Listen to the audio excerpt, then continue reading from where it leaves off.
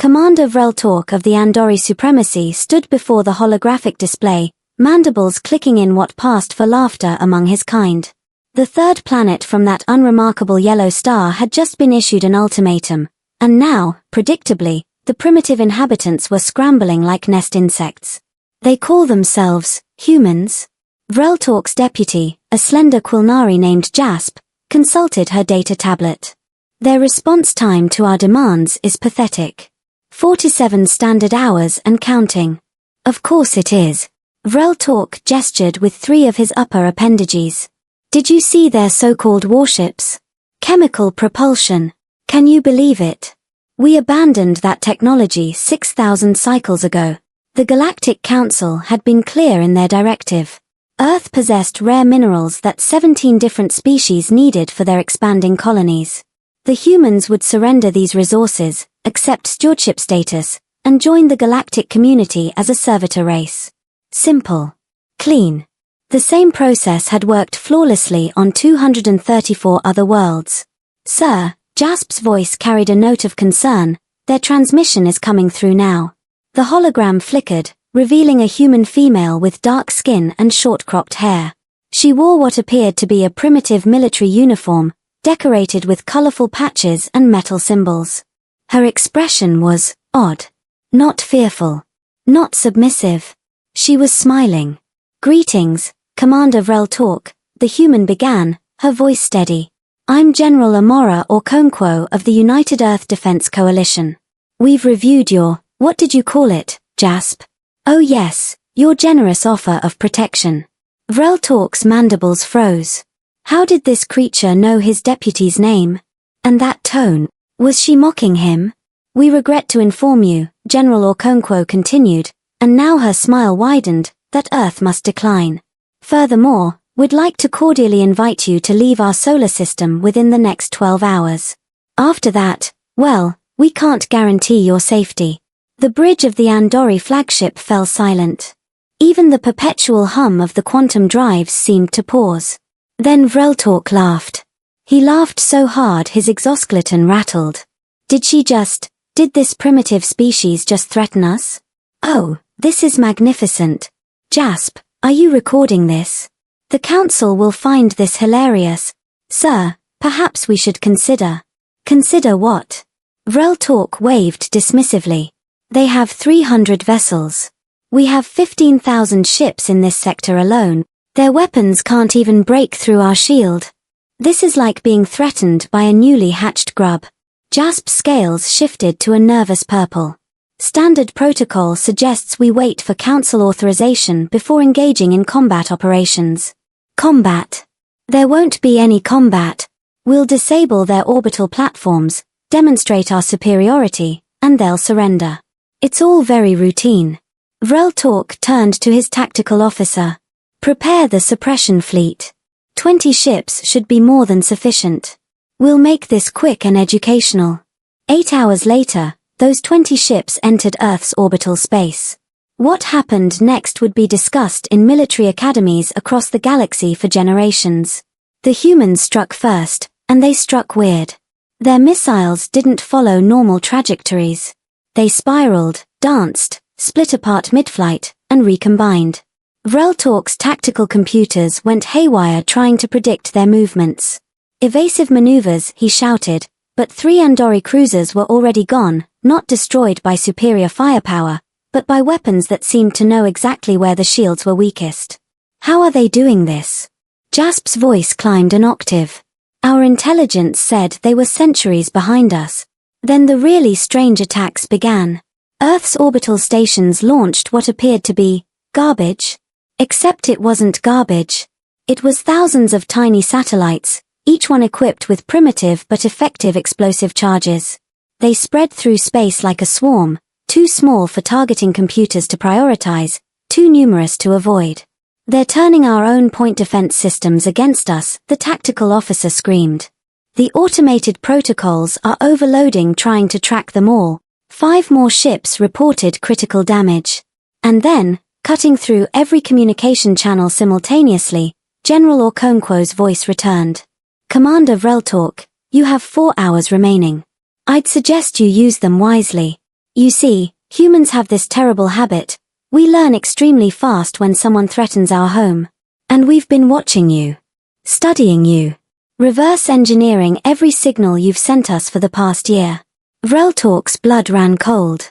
A year. They'd known about the Galactic Council for a year. Oh, and one more thing, the General added, her voice almost cheerful now. You might want to check your flagship's navigation system.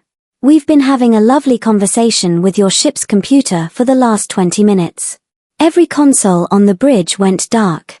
Then, one by one, they flickered back to life, displaying a simple message in perfect Andori script. Tick-tock. Commander Vreltalk stared at the blinking message on his screens, his 4 hearts hammering in what he absolutely refused to call panic. Panic was for lesser species. Panic was for prey animals. Not for the mighty Andori supremacy. Except his ships were currently being dismantled by a species that, according to every database in the galaxy, still used combustion engines. Get me a direct link to the Council. Vreltalk's voice cracked across 3 frequency ranges. Now. Jasp's manipulators danced across her console, then stopped. Sir, all long-range communications are being jammed. The humans have somehow hijacked our quantum relay network.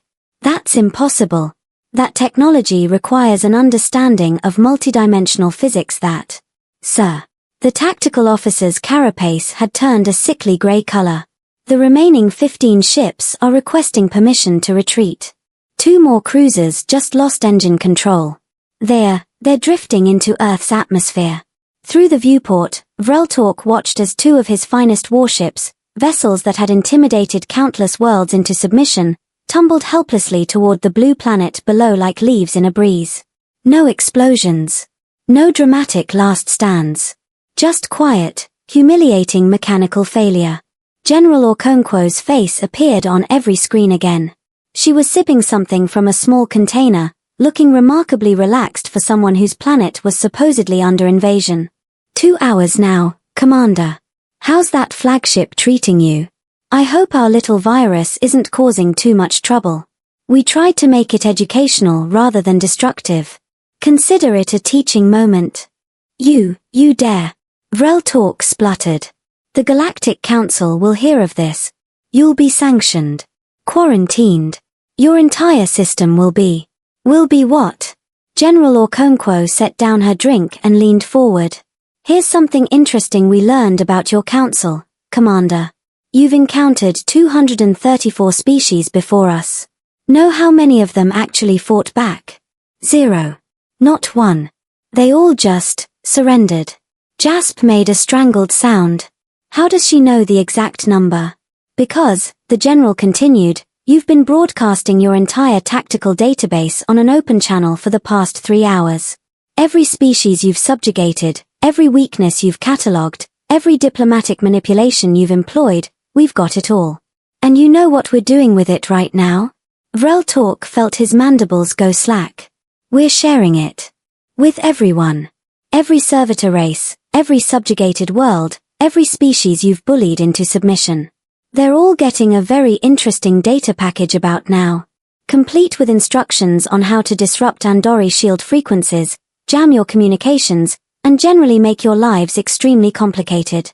The command deck erupted in chaos.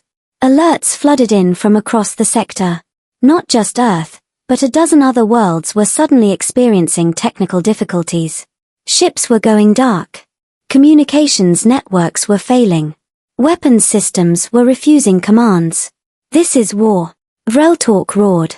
You've just declared war on the entire Galactic Council. General Okonkwo actually laughed. Not a polite chuckle, but a full, genuine laugh that made her whole body shake. War? Commander, this isn't war. This is a lesson. See, you made a critical mistake when you studied us. You looked at our technology and assumed we were primitive. But you know what humans are really, really good at? She paused, her smile turning sharp. Improvisation. Adaptation. Taking something old and broken and making it do things it was never designed to do. You have better ships. Great. We'll hack them. You have superior weapons. Wonderful. We'll turn them against you. You have 6,000 years of military doctrine? Fantastic.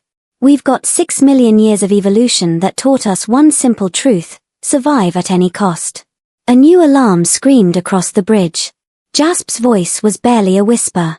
Sir, the humans just launched something from their lunar base. It's accelerating at impossible speeds. Current trajectory, directly toward us. Evasive action. Navigation is still compromised. Then manual control. Emergency thrusters. Anything. The object streaked across space, and as it grew closer, Vreltalk could finally see what it was. Not a missile. Not a weapon. It was a probe, ancient by human standards, covered in golden plates and primitive instruments. It shot past the flagship's hull, missing by mere meters, and continued into deep space. Another message appeared on the screens. That was Voyager 2, launched in 1977 by human reckoning. Just wanted to show you how long we've been dreaming of the stars. Now imagine what we've built since then. 1 hour, Commander. We'd hate to get impolite. Vreltalk slumped in his command chair. Around him, his crew worked frantically to restore basic systems. 3 hours ago, they'd been an unstoppable armada. Now they couldn't even control their own toilets without permission from a planet that still had animals in zoos. Jasp, he said quietly, prepare the withdrawal order. Sir, you heard me. Get every ship out of this system. Now. And send a message to the Council. Tell them Earth is off limits. Indefinitely. As his battered fleet limped away from the blue planet, Vreltalk watched General Okonkwo's final transmission. She was standing now, surrounded by other humans in similar uniforms. Safe travels, Commander. And do us a favor. Tell your council that humanity says hello. We'll be joining the galactic community on our own terms. Not as servants. Not as subordinates. As equals. And if anyone has a problem with that. She smiled one last time. We've got 6 billion very creative problem solvers who would love to help them reconsider. The transmission ended. Vreltalk never returned to Earth's solar system. Neither did anyone else from the Galactic Council. Humanity had arrived, and the galaxy would never be the same.